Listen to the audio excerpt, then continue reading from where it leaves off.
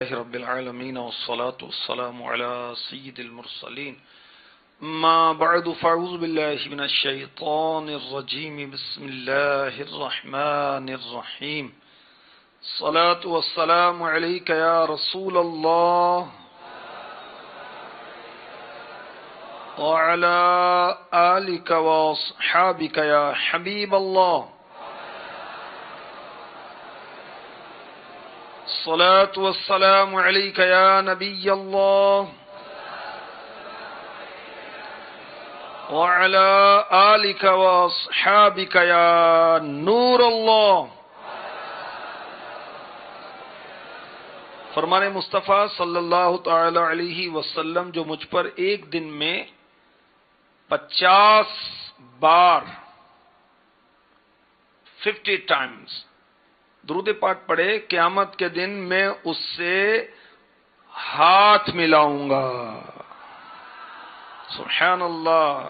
صلو علی الحبیب صلی اللہ تعالی علی محمد. آئیے دعائے رمضان پڑھتے ہیں. اللہم سلمنی من رمضان وسلم رمضان لی وسلمہ منی.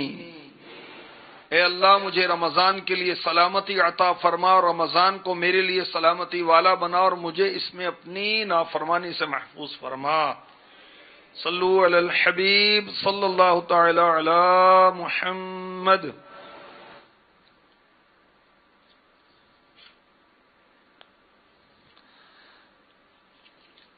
پیارے آقا صلی اللہ علیہ وسلم نے فرمایا، جو صبح کے وقت یہ پڑھے رضیت باللہ ربا وبالاسلام دینا وبی محمد نبیا، تو میں اسے اپنے ہاتھ سے پکڑ کر جنت میں داخل کرنے کی ضمانت دیتا ہوں.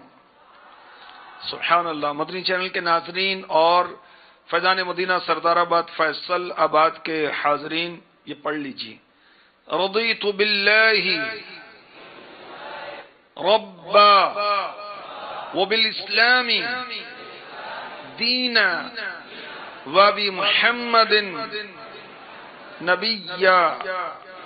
صلو علی الحبیب.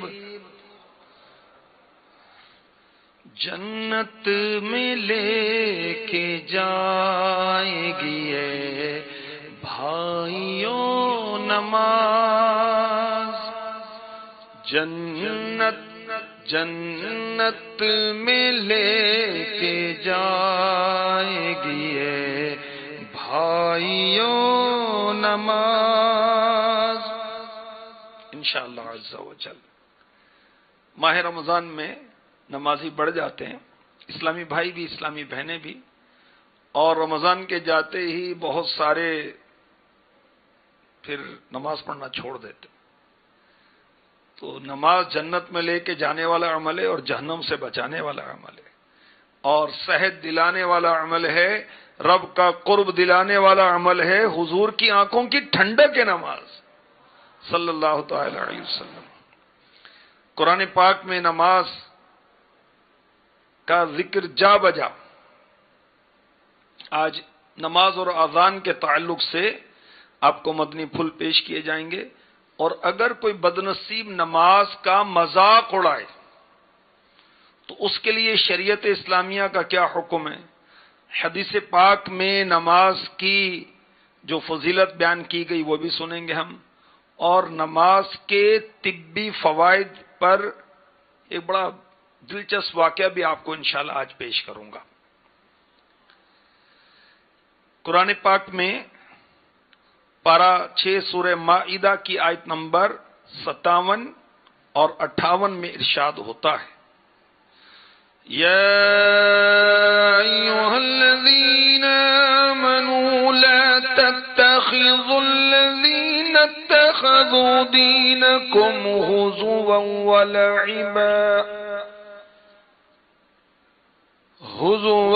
ولعبا من الذین اوتوا الكتاب من قبلكم والكفار أولياء واتقوا اللہ ان کنتم مؤمنین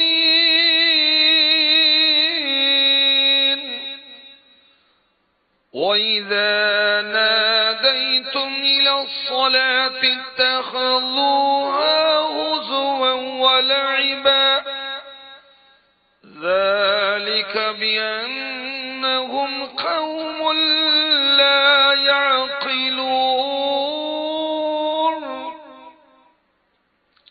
ترجمہ کنز الایمان، ترجمہ کنز العرفان۔ اے ایمان والو، جن لوگوں کو تم سے پہلے کتاب دی گئی ان میں سے وہ لوگ جنہوں نے تمہارے دین کو مذاق اور کھیل بنا لیا ہے، انہیں اور کافروں کو اپنا دوست نہ بناؤ، اور اگر ایمان رکھتے ہو تو اللہ سے ڈرتے رہو، اور جب تم نماز کے لیے اذان دیتے ہو تو یہ اس کی ہنسی مذاق اور کھیل بنا لیتے ہیں، یہ اس لیے کہ وہ بالکل بے عقل لوگ ہیں۔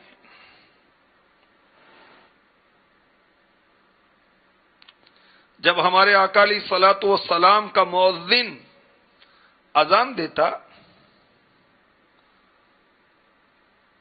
اور مسلمان اٹھتے تو یہودی ہنستے اور مذاق کرتے تھے، تو اس پر یہ آیت پاک نازل ہوئی کہ ایمان والو، جن لوگوں کو تم سے پہلے کتاب دی گئی ان میں سے وہ لوگ جنہوں نے تمہارے دین کو مذاق اور کھیل بنا لیا ہے، انہیں اور کافروں کو اپنا دوست نہ بناؤ۔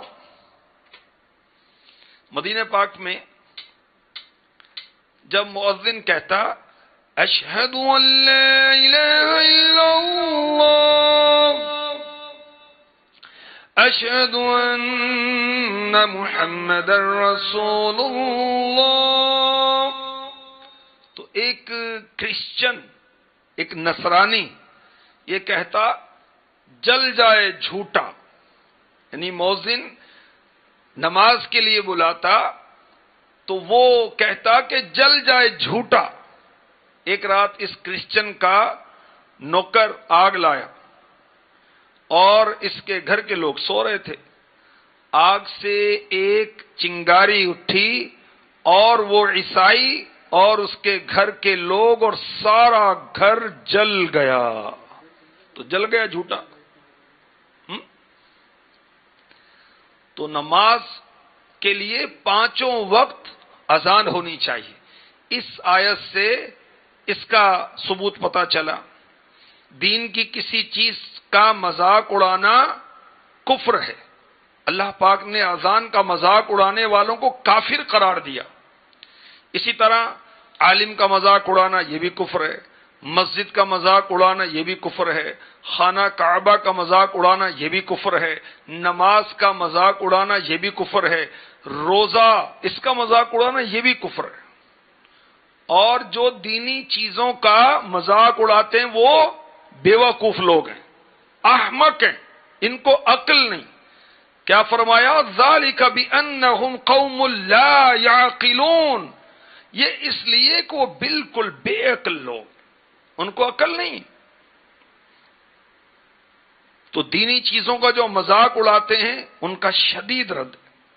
یہ کام تو یہودی کرتے تھے، یہ کام تو منافق کرتے تھے، اب مسلمان کہلانے والے نماز کا، روزے کا، حج کا، زکوٰۃ کا، فرشتوں کا، جنت کا، حوروں کا، دوزخ کا مذاق کرتے ہیں، استغفر اللہ، دوزخ کے عذاب کا مذاق کرتے ہیں، قرآنی آیات کا مذاق کرتے ہیں، نبی پاک صلی اللہ علیہ وسلم کی احادیث کا مذاق کرتے ہیں، دینی کتابوں کا، دینی علامتوں کا، دینی شاعر، امامہ، داڑھی، مسجد، مدرسہ، دیندار آدمی، دینی لباس، دینی جملے، مقدس کلمات، استغفر اللہ، مذاق کر رہے ہیں۔ فلموں میں، ڈراموں میں، مزاحیہ ڈراموں میں، بول چال میں، دوستوں کی مجلسوں میں، دنیاوی تقریروں میں ہنسی مذاق کی نشستیں ہو رہی ہیں، باہمی گپ شپ ہو رہی ہے، استغفر اللہ۔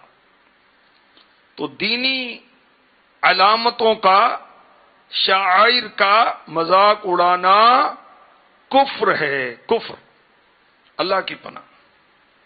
امیر اہل سنت کی بڑی پیاری کتاب ہے کفریہ کلمات کے بارے میں سوال جواب، یہ ہر مسلمان مرد و عورت کو یہ کتاب پڑھنی چاہیے۔ اگر کوئی اذان کی توہین کرے تو اس میں لکھا ہے کہ اذان شعائر اسلام میں سے ہے، کسی بھی شعار اسلام کی توہین کفر ہے۔ اذان میں مؤذن نے کہا حی علی الصلاۃ حی علی الفلاح، آؤ نماز کی طرف، آؤ بھلائی کی طرف، تو مذاق کرنے والے نے کہا آؤ سینما گھر کی طرف ورنہ ٹکٹیں ختم ہو جائیں گی۔ استغفر اللہ، یہ کفر ہے، کیونکہ معاذ اللہ اذان کا مذاق اڑانا ہوا، اللہ کی پناہ۔ تو اذان کا مذاق اڑانا، مذاق کرنا کفر۔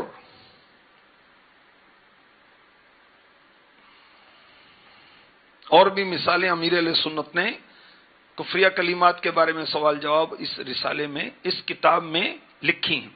اسی طرح نماز کا کوئی مذاق کرے، کوئی جان بوجھ کر بے وضو نماز پڑھے، امیر علیہ سنت نے اس سوال کا جواب دیا بلا عذر جان بوجھ کر بغیر وضو کے نماز پڑھنا کفر ہے، اسے جائز سمجھے یا مذاق اڑاتے ہوئے یہ کام کرے۔ کسی نے نمازی سے کہا تو نماز پڑھتا ہے اس لیے تجھ پر مصیبتیں آتی ہیں، اب تو ہی بھگت۔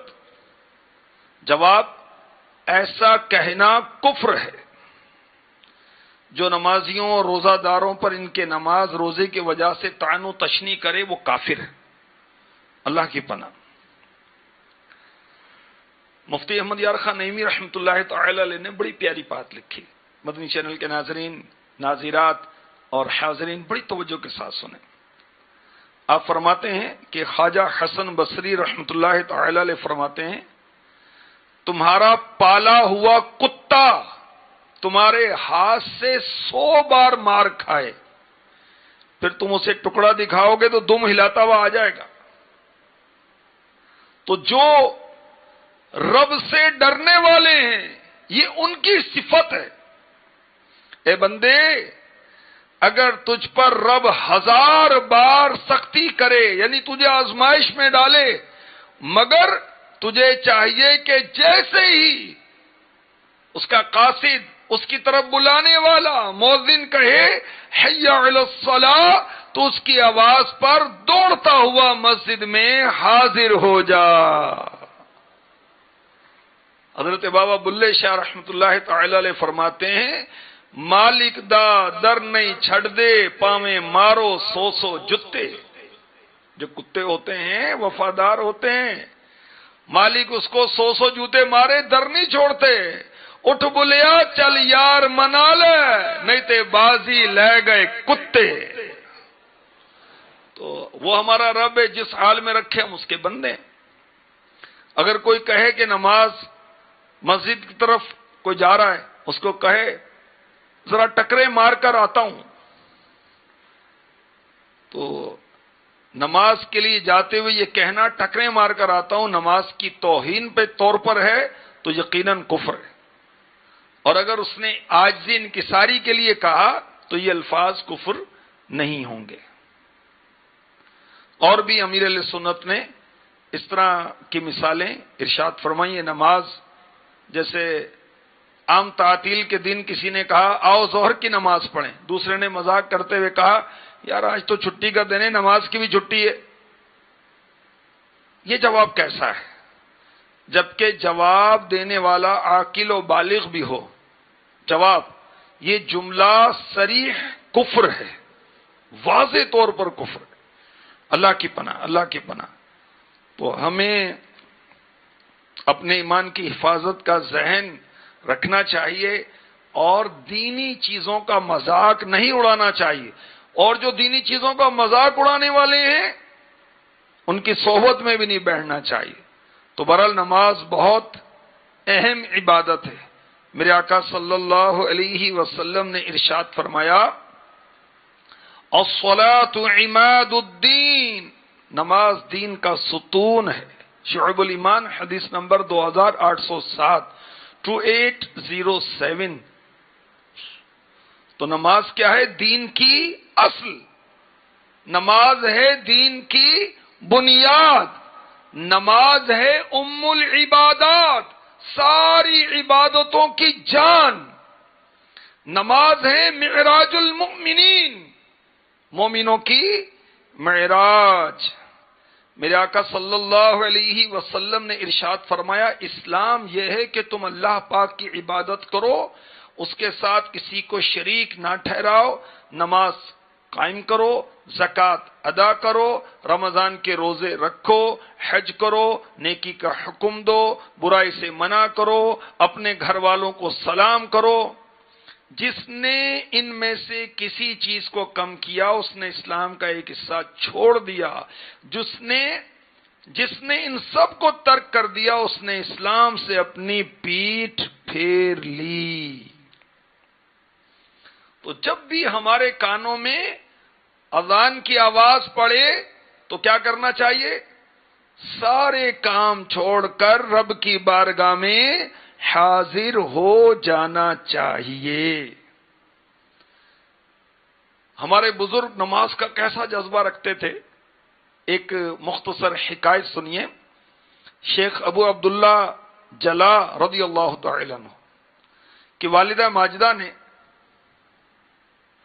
ایک روز اپنے شوہر سے مچھلی لانے کی فرمائش کی۔ شیخ صاحب بازار گئے، اپنے بیٹے کو بھی ساتھ لے گئے، بازار سے مچھلی خریدی، ایک مزدور تلاش کرنے لگے کہ جو مچھلی اٹھا کر گھر پہنچا دے۔ لڑکا ملا، اس نے سر پر مچھلی اٹھائی، چل دیا۔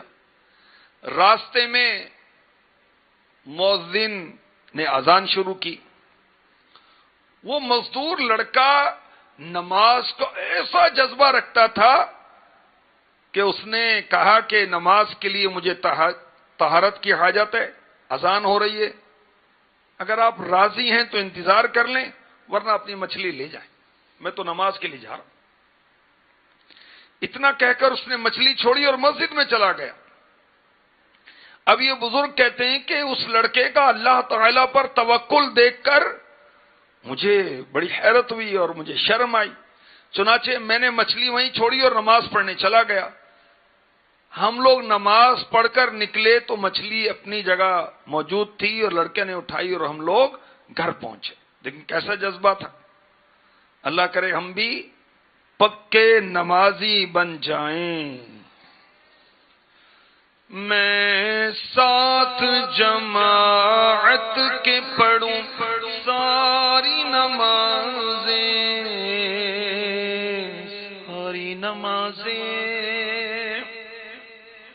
میں ساتھ جماعت کے پڑھوں ساری نمازیں، ساری نمازیں، اللہ عبادت میں میرے دل کو لگا دے، اللہ عبادت میں میرے دل کو لگا دے، فلموں سے ڈراموں سے نفرت تو الہی دے، نفرت الہی، فلموں سے ڈراموں سے دے نفرت تو الہی، نفرت دے الہی، بس شوق مجھے نعت و تلاوت کا خدا دے۔ آمین۔ اور وہ بدنصیب جو نماز نہیں پڑھتے وہ سنیں اور ڈریں۔ میرے آقا صلی اللہ علیہ وسلم نے ارشاد فرمایا، قیامت کے دن سب سے پہلے نماز چھوڑنے والوں کے چہرے کالے ہوں گے۔ جہنم ایک وادی ہے جس سے لملم کہا جاتا ہے، اس میں سانپ ہیں، ہر سانپ اونٹ جتنا ہے، اس کی لمبائی 1 مہینے کی مسافت جتنی ہے۔ جب وہ بے نمازی کو ڈسے گا تو اس کا زہر بے نمازی کے جسم میں 70 سال تک جوش مارتا رہے گا، پھر بے نمازی کا گوشت گل کر ہڈی سے الگ ہو جائے گا۔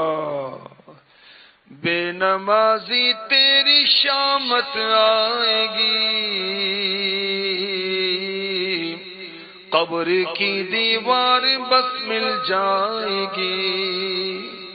اللہ کی پناہ۔ اللہ پاک ہمیں پکا نمازی بنائے اور نماز کو بر وقت ادا کرنے کی توفیق عطا فرمائے۔ اور نماز فرض ہے، میڈیکل اور سائنس ہمیں اس کا کوئی فائدہ دنیاوی نہ بھی بتائے، ہم نے پڑھنی ہے، مسلمان ہیں ہم بھائی۔ مگر نماز کے اندر طبی فوائد بھی ہیں۔ مثلا آدمی رات کو سوتا ہے تو اعضاء سست ہو جاتے ہیں، جسم کا دوران خون سست ہو جاتا ہے۔ اب انسان کو ایسی ورزش اور ایکسرسائز کی حاجت ہوتی ہے کہ خون پورے جسم میں پھر سے مکمل طور پر پہنچ جائے، جسم پھر چست ہو جائے، صحت مند ہو جائے۔ تو سبحان اللہ، اللہ توفیق دے ہم تہجد کی نماز اٹھ کر پڑھیں، نماز فجر کی پڑھیں، پھر اشراق کی پڑھیں، پھر چاشت کی پڑھیں۔ اب طویل وقفہ کام کاج وغیرہ کریں، ظہر کی نماز پڑھیں تو سبحان اللہ پھر یہ مدنی ایکسرسائز ہو رہی ہے۔ رات کا کھانا کھایا، اب عشاء کی رکعتیں پڑھیں، یہ کھایا پیا انشاءاللہ ہضم ہو جائے گا۔ ایک صاحب نے اپنے یورپ کے سفر نامے میں لکھا، میں نماز پڑھ رہا تھا، ایک انگریز غیر مسلم وہ مجھے کھڑا دیر تک دیکھتا رہا۔ جب میں نماز سے فارغ ہوا، صاحب کہتے ہیں کہ وہ ڈاکٹر انگریز جو تھا وہ مجھے کہنے لگا، یہ ایکسرسائز کا طریقہ تم نے میری کتاب سے سیکھا ہے؟ کیونکہ میں نے بھی اسی طریقے سے ورزش کرنے کا طریقہ بتایا ہے۔ جو اس طریقے سے ورزش کرے گا وہ کبھی بھی طویل امراض میں، پیچیدہ امراض میں، سنسنی خیز امراض میں مبتلا نہیں ہوگا۔ پھر اس انگریز نے وضاحت کی، اگر کھڑا آدمی فوراً سجدے میں چلا جائے، یعنی ورزش میں اس انداز سے جائے، تو اعصاب اور دل پر برا اثر پڑے گا۔ اس لیے میں نے اپنی کتاب میں یہ بات خاص طور پر لکھی ہے کہ پہلے کھڑے ہو کر ورزش کی جائے جس میں ہاتھ بندھے ہوں، پھر جھک کر ہاتھوں اور کمر کی ورزش کی جائے جس کو ہم رکوع کہتے ہیں، پھر سر کو زمین سے لگا کر ورزش کی جائے یعنی سجدہ۔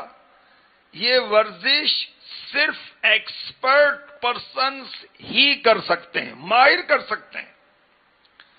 جب اس نے یہ کہا تو ان صاحب نے جواب میں کہا، الحمدللہ عز وجل میں مسلمان ہوں اور میرے اسلام نے مجھے ایسا کرنے کا حکم دیا ہے اور میرے نبی نے مجھے یہ طریقہ سکھایا ہے۔ میں نے آپ کی کتاب نہیں پڑھی، اور ایسا عمل دن میں ہم کم از کم 5 بار کرتے ہیں۔ یہ جواب سن کر وہ انگریز حیران رہ گیا۔ جنت میں لے کے جائے گی یہ بھائیو نماز، دیدار حق کرائے گی یہ بھائیو نماز، جنت میں لے کے جائے گی یہ